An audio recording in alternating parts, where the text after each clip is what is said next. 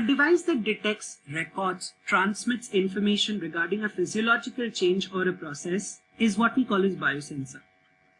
A device that uses biological materials to monitor the presence of various chemicals in a sample can also be called as biosensor. These are very important in the field of medicine, industry, environmental analysis, also doing any kind of routine analysis, monitoring processes, early detection and diagnosis. For all these purposes, biosensors have been utilized to a great extent.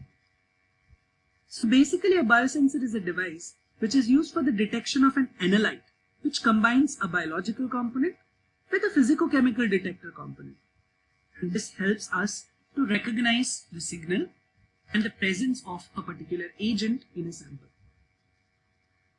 So it's like a ligand receptor binding. So once the binding takes place, a signal is generated, and that signal is recognized, amplified, and converted into an understandable data. There are components of biosensors. Like, first, you need a sensitive biological element, which could be a biological material like tissue, microorganisms, organelles, cell receptors, enzymes, antibodies, nucleic acids, synthetic receptors, or even organs. A biologically derived material or a similar material like a biomimic. Then you need a transducer. A transducer acts as an interface. It's going to measure the physical change that occurs with the reaction at the bioreceptor. And obviously, the signal is going to be transformed.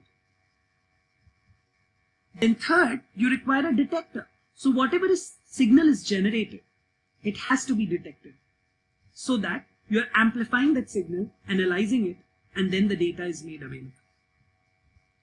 So the biochemical interaction that is taking place is going to be measured in the form of an electronic signal in case of biosensors. When we talk of biosensors, there are different types of biosensors involved. We have piezoelectric sensors, which measures changes in mass, electrochemical sensors, which measures change in electric distribution, optical sensors, which measure change in light intensity, and calorimetric sensors, which measure change in heat. Please understand that biosensors can be of two major types.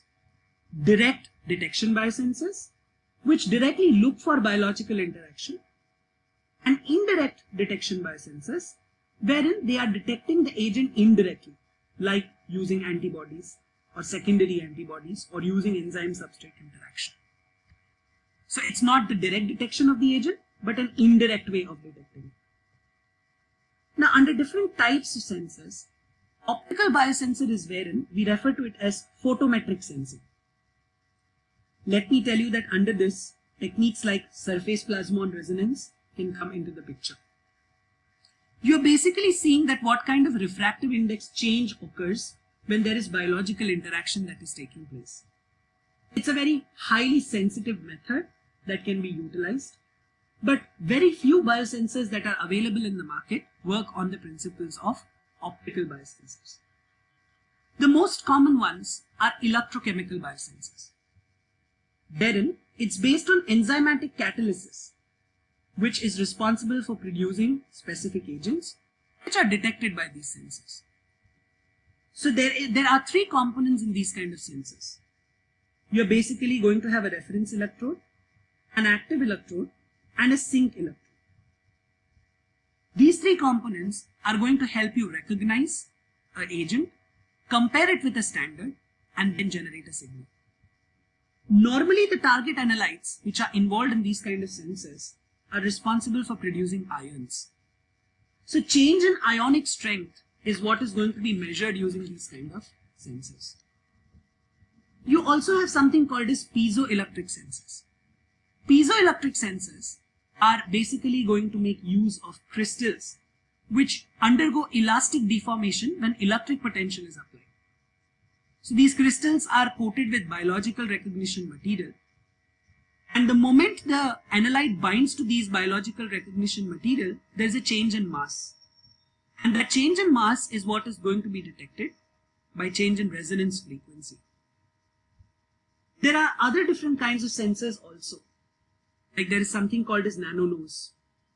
NanoNose is basically utilized to detect biomarkers in human samples because several of the biomarkers, they have a specific smell. And these sensors are going to work on the basis of olfactory reception.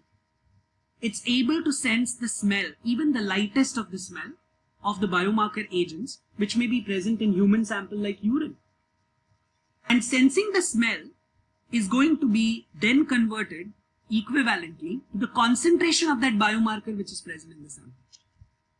So this may help you to carry out early diagnosis of several kinds of diseases, wherein these biomarkers are being given out into body fluids during a specific condition. There are also different sensors like cantilever biosensors, surface plasmon sensors, colloidal plasmon sensors, which we are not going to discuss in detail, but they can also be involved as nano devices. So you can have different types of nanosensors being electrical, electrochemical, nanowire, viral sensors, nanoshell sensors, nanotube sensors. Though we are not going to discuss each one of them, but this is to give you an idea that there is a variety of nanosensors that are available in the market. Where are these utilized is what we will speak in the next video.